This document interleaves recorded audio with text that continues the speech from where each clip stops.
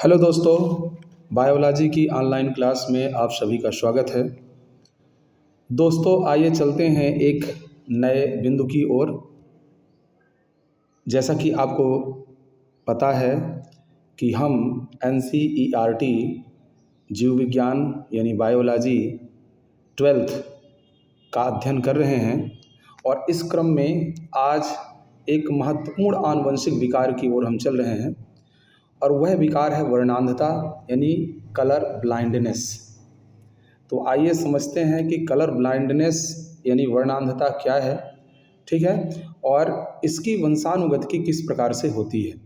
चूँकि अभी हम पढ़ रहे हैं आनुवंशिक विकार के अंतर्गत जो मेंडलीय विकार है उनको, ठीक है। तो मेंडलीय विकार के अंतर्गत पिछली वीडियो में हम हीमोफीलिया की बात कर चुके हैं, यानी हीमोफीलिया क्या होता है और इसकी वंशागति किस तरह होती है और इसका हमारे शरीर पर किस प्रकार से प्रभाव पड़ता है, इनको विस्तार से हमने अध्ययन किया है, समझा है। तो आइए आज बात करते हैं वर्णांधता की। वर्णांधता का पहले शाब्दिक अर्थ समझ लेते हैं। वर्ण का मतलब होता है, यहाँ पर दो शब्द मूल रूप से हैं, एक है वर्ण और दूसरा है अंधता। दूसरा यदि इसमें हमसे देखें, वर्ण धन अंधता। अंधता, अंधता का मतलब होता है दिखाई न देना। वर्ण का मतलब होता है रंग, यानी रंग दिखाई न देना। ये एक ऐसा विकार, मतलब ऐसा विकार जिसमें रंग में विभेद करना या रंग को पहचानना कठिन होता हो, ठीक है ना। अंधता मतलब बिल्कुल दिखाई देना से मतलब नहीं है। इसमें मतलब ये है कि आपको वस्तु तो दिखाई दे रही है लेकिन उसका जो एक्चुअली कलर है, एक्चुअली में जो कलर है वह कलर दिखाई नहीं देता है। अब क्या इसमें सभी कलर दिखाई नहीं देते हैं? तो ऐसा नहीं है। इसमें विशेष रूप से जब यह विकार उत्पन्न होता है तो इस विकार में क्या होता है कि लाल रंग और हरे रंग, इन दो रंगों की अदृश्यता हो जाती है। यानी जिस व्यक्ति में ये विकार उत्पन्न होता है उस व्यक्ति के द्वारा लाल रंग और जो आपका हरा रंग है, इन रंगों को पहचानने में कठिनाई होती है क्योंकि ये रंग उसको दिखाई ही नहीं देते हैं, ठीक है। तो जब लाल रंग किसी भी व्यक्ति को लाल रंग और हरे रंग में विभेद कर पाना मुश्किल हो या ये रंग उनको उसको दिखाई न देते हों, तो ऐसा हम कह सकते हैं कि उस व्यक्ति को वर्णांधता यानी कलर ब्लाइंडनेस हो गया है, ठीक है। चूँकि यह एक आनुवंशिक विकार है, आनुवंशिक रोग है, इसलिए इसकी वंशागति भी एक जनरेशन से दूसरे जनरेशन में होती है, ठीक है। तो आइए समझते हैं थोड़ा इसको और अच्छे से। अब देखिए यहाँ पर आपके सामने दो यहाँ तस्वीर दी गई है और इस तस्वीर में देखिए कि आँख दिखाया गया है, आँख की तस्वीर बनी है। यदि सामान्य व्यक्ति है तो देखिए वो कलर को पहचान रहा है, ये हरा कलर उसको दिख रहा है, लाल रंग के पुष्प दिख रहे हैं, ठीक है ना। परंतु जब वह इस विकार से ग्रसित हो जाता है, वर्णांध हो जाता है, तो ऐसी स्थिति में देखिए यही कलर देखिए, ये जो लाल कलर के पुष्प दिख रहे हैं, ये लाल कलर नहीं दिख रहा है, ये उजड़ा उजड़ा सा येलो कलर में दिख रहा है आपको, ठीक है ना। ऐसा लग रहा है कि ब्लैक एंड वाइट है, ये कलरफुल है और ये ब्लैक एंड वाइट है। तो लाल लाल और हरे रंग की के जो कलर होते हैं वह उस व्यक्ति को पहचानने में दिक्कत होती है और दिखाई भी नहीं देते हैं। तो इस प्रकार की जो स्थिति होती है वो हम क्या कहते हैं, उसको वर्णांधता कहते हैं। तो अब आइए देखिए इसकी परिभाषा देख लेते हैं कि वर्णांधता आखिर है क्या। यह एक आनुवंशिक विकार है, ठीक है। यह एक आनुवंशिक विकार है जिसमें व्यक्ति विशेष रंगों जैसे लाल और हरा में अंतर नहीं कर पाता अथवा उन्हें पहचानने में कठिनाई होती है। ऐसी स्थिति को हम क्या कहते हैं, वर्णांधता कहते हैं, ठीक है ना। इसकी मुख्य बातें क्या हैं, जो वर्णांधता है इसकी मुख्य बातें यदि हम देखें तो क्या क्या इसमें बातें आती हैं। देखिए मुख्य बिंदु में पहली बात तो यह है एक्स लिंकेड क्या है, रेसेसिव ट्रैट है ये, यानी कुल मिलाकर के यह एक्स संलग्न अप्रभावी लक्षण है। कैसा है ये जो रोग है, ये एक्स लिंग संलग्न रोग है क्योंकि इसका जो जीन होता है वो कहाँ पाया जाता है, एक्स गुणसूत्र में पाया जाता है, इसलिए यह पुरुषों में अधिक पाया जाता है, लेकिन महिलाओं में रेयर केस में पाया जाता है, कम मात्रा में पाया जाता है। यानी महिलाएं जो होती हैं केवल वाहक होती हैं और ये इस रोग से ग्रसित बहुत कम मात्रा में होती हैं। ठीक है ना। पिता से पुत्र में सीधे ये रोग नहीं आता है। ये सबका कारण अभी हम समझेंगे कि क्यों ऐसा हो रहा है। ठीक है ना। यानी पिता से पुत्र में सीधे ये ट्रांसफर नहीं होता है। ठीक है ना। पिता से पुत्री वाहक होगी। ठीक है ना। पिता से पुत्री वाहक होगी, पुत्र सामान्य होंगे। ठीक है ना। क्योंकि कारण ये है, क्योंकि देखिए पुरुष में क्या होता है, एक ही एक्स गुणसूत्र होता है। ठीक है। पुरुष में एक ही एक्स गुणसूत्र होता है, लेकिन महिला में दो एक्स गुणसूत्र होते हैं। तो देखिए इसमें जैसा बताया, थोड़ा इसको और समझेंगे यदि हम, तो देखिए पिता में क्या है, यदि स्थिति देखें तो माता में दो एक्स गुणसूत्र हैं और पिता में केवल एक ही एक्स गुणसूत्र है। और ये जो जीन है वर्णांधता का, वो एक्स गुणसूत्र में होता है। तो यदि पिता में एक्स गुणसूत्र में सी कलर ब्लाइंडनेस, इसका हम सिंबल ले लें यदि, तो सी यदि एक्स गुणसूत्र में है तो ये एक्स जो जाएगा, ये एक्स, तो ये एक्स जो है केवल मादा संतति में जाता है। पिता से जो एक्स जाता है वो मादा संतति में जाता है, और जो माता होती हैं, माता से जो एक्स जाता है वो पुत्र में जाता है। तो यदि मान लीजिए कि पिता में जीन है, कौन से, एक्स में, तो जो पुत्र होंगे वो सामान्य होंगे, लेकिन पुत्रियां जो होंगी वो कैसे होंगी, वाहक होंगी। ठीक है ना। और यदि मान लेते हैं कि जो महिला है वो वाहक है, यदि इसके किसी एक गुणसूत्र पर क्या है, यहाँ पर जीन उपस्थित है, तो इसका मतलब जो पुत्र है वो पुत्र क्या होगा, एक पुत्र हो सकता है सामान्य हो जाए और एक पुत्र जो वर्णांध हो जाएगा। यानी माता से सीधे पुत्र में ट्रांसफर होता है। अभी हम ग्राफ के द्वारा इसको और अच्छे से समझेंगे कि क्या एक्चुअली में हो रहा है। ठीक है। तो आपको इतना ध्यान रखना है कि जो एक्स लिंग सहलग्न गुणसूत्र होते हैं, ठीक है ना, एक्स लिंग सहलग्न जो गुणसूत्रों में पाए जाने वाले जीन होते हैं, ये जीन जो एक्स में होंगे केवल, तो वो जो चाहे विकार वाले हों चाहे गुण वाले हों, चूंकि एक्स पिता में एक ही होता है, इसीलिए यदि एक एक्स में जीन उपस्थित हो गया, इसका मतलब ये है कि वह पिता को प्रभावित कर देगा। लेकिन महिला में दो एक्स गुणसूत्र होते हैं, इसलिए यदि एक गुणसूत्र में यदि यह जीन उपस्थित हो गया तो दूसरा जो एक्स होता है ये इसको निरुद्ध कर देता है, इसको रोक देता है। इस वजह से इसमें केवल ये वाहक होती हैं, ये वर्णांध नहीं होती, रेयर केस में होती है। यही कारण है कि वर्णांधता जो होती है केवल पुरुषों में ज़्यादा दिखाई देती है, महिलाओं में कम दिखाई देती है। ठीक है। तो ये तो इसकी कुछ बातें हो गई कि पुरुषों में ज़्यादा होता है, महिलाओं में कम होता है। ठीक है ना। अब इसके बाद मुख्यतः ये लाल और हरे रंग के प्रति संवेदनशील या प्रभावित होता है। अब आइए समझते हैं कि ये आखिर होता क्यों है, क्यों ऐसा, क्या कारण है इसमें कि जिसकी वजह से ये विकार होता है।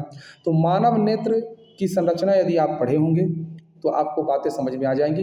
यदि नहीं पढ़े होंगे तो कभी फिर इसका वीडियो हम बना करके लेके आएंगे कि मानव नेत्र जो होता है किस प्रकार की संरचना होती है। फिलहाल हम आपको बता दे रहे हैं कि मानव नेत्र में जो रेटिना होता है, ठीक है, जिसको हम दृष्टि पटल कहते हैं, ठीक है, ये मानव नेत्र की आंतरिक संरचना है।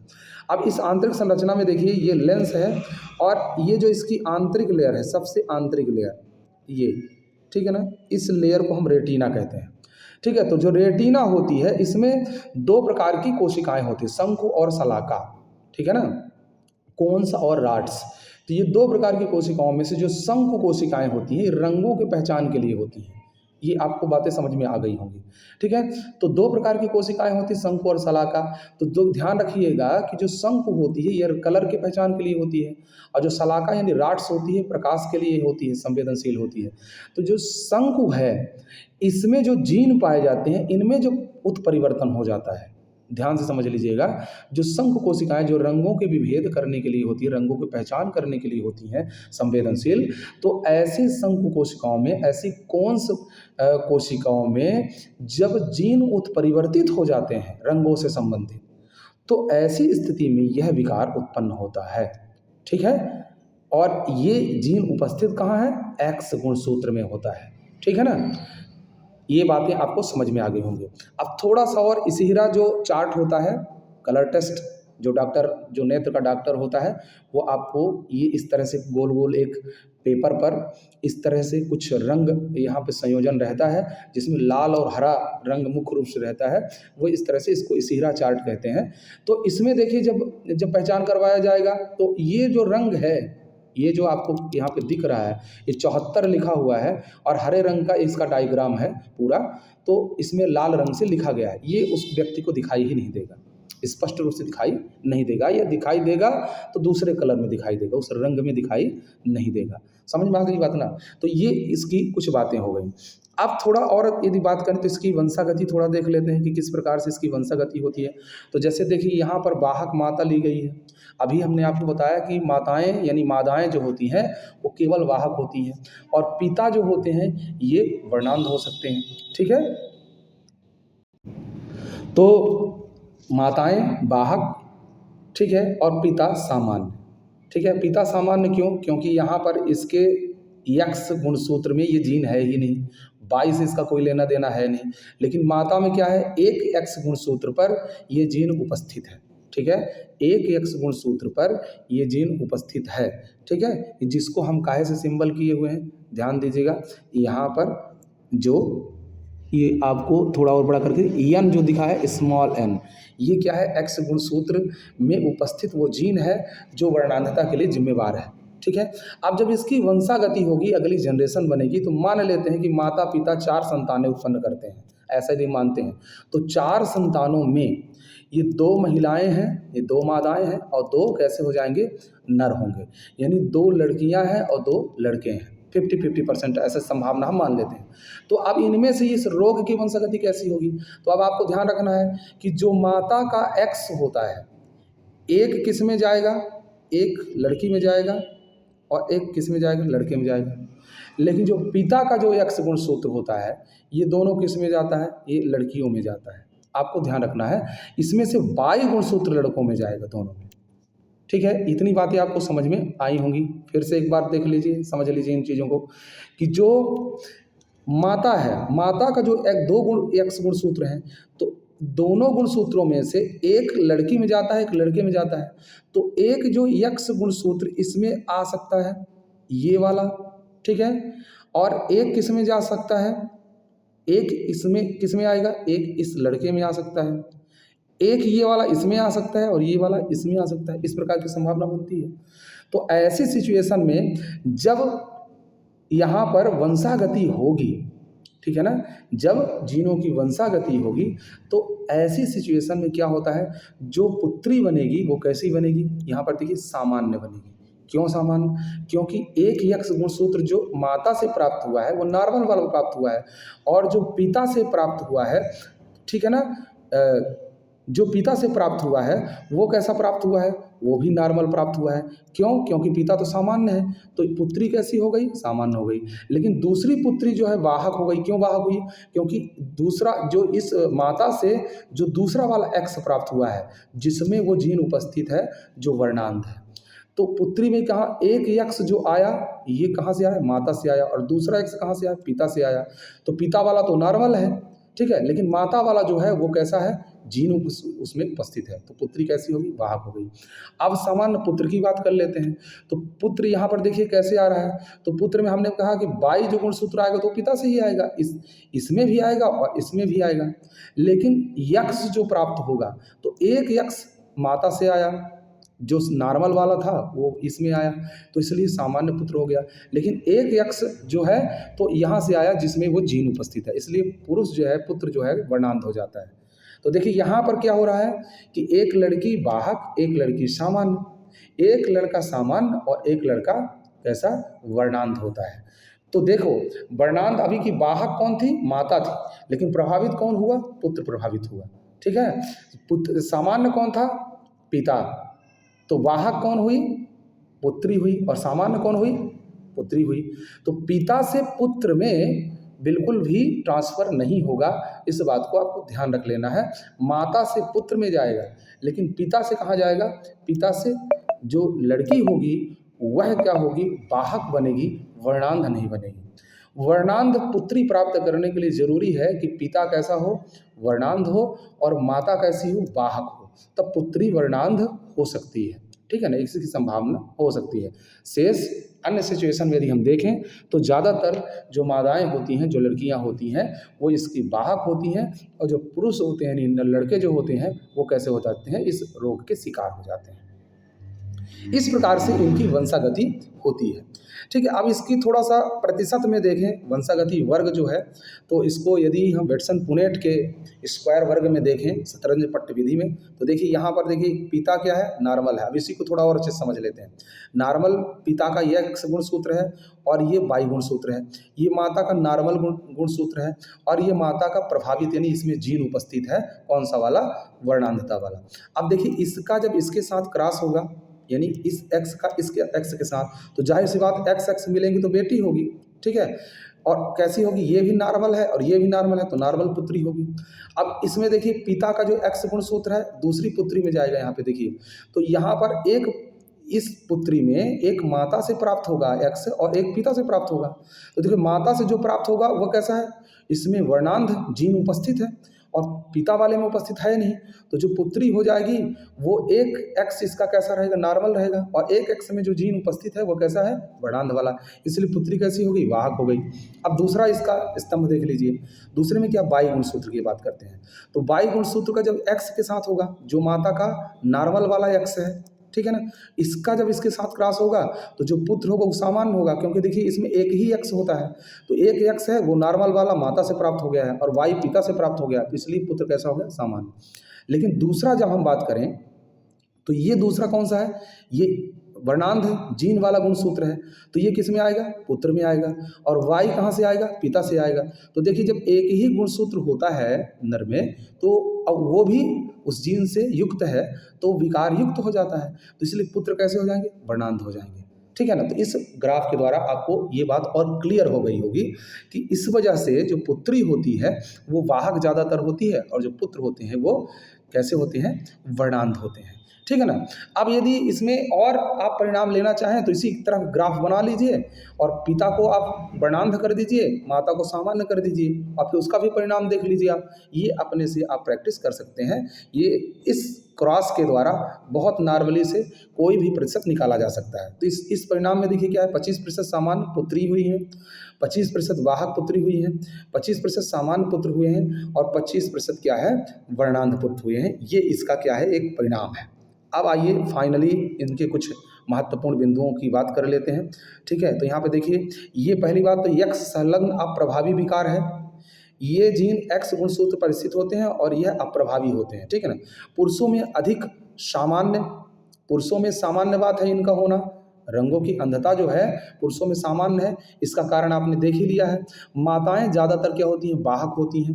कारण यह है कि पुरुषों में एक्स गुणसूत्र होता है केवल एक ठो, और माताओं में क्या होता है, डबल एक्स गुणसूत्र होते हैं, ठीक है ना। तो यदि मान लो एक में ये जीन उपस्थित हो गया तो दूसरा क्या कर देता है, निरुद्ध कर देता है। लेकिन पिता में वाई गुणसूत्र है जो इसको अब प्रभावी नहीं कर सकता है, ये प्रभावी हो जाता है कुल मिलाकर के, ठीक है। तो इसका कोई उपचार नहीं है, ये ध्यान रखना है आपको, इसका कोई उपचार नहीं, केवल परामर्श है डॉक्टर का, ठीक है ना। इसका कोई स्थायी उपचार नहीं है, केवल प्रारंभिक पहचान और परामर्श ही इसके लिए उपयोगी है, ये आपको ध्यान रखना है। फिर और ध्यान देने योग्य बात क्या है फाइनल में, तो वर्णांधता केवल लाल हरे रंग की पहचान को प्रभावित करती है। अन्य रंगों जैसे नीला है, पीला है, काला है, इनको ये प्रभावित नहीं करती है। तो मिथ्या धारणा नहीं बनाना है, ये बात आपको ध्यान में अच्छे से समझ लेना है। अब यदि आप हमारा वीडियो देख रहे हैं, आपको वीडियो अच्छे लगते हैं, ठीक है, जितने भी, क्योंकि क्रम से हम कक्षा 11वीं और 12वीं के वीडियो ला रहे हैं, ठीक है। तो यदि आपने हमारे चैनल को सब्सक्राइब नहीं किया है तो आपसे विशेष आग्रह है कि हमारे चैनल ग्रेट एम्बिशन को आप सब्सक्राइब करें, शेयर भी करें, ताकि अन्य विद्यार्थियों तक इसका लाभ मिल सके। और यह चैनल पूरी तरह से निःशुल्क शिक्षा प्रोवाइड करवा रहा है, ये सबसे बड़ी बात है। कोई शुल्क, कोई चार्ज नहीं है, केवल आपको क्या करना है, बहुत ध्यान से और टाइम टू टाइम वीडियो को देखते जाना है।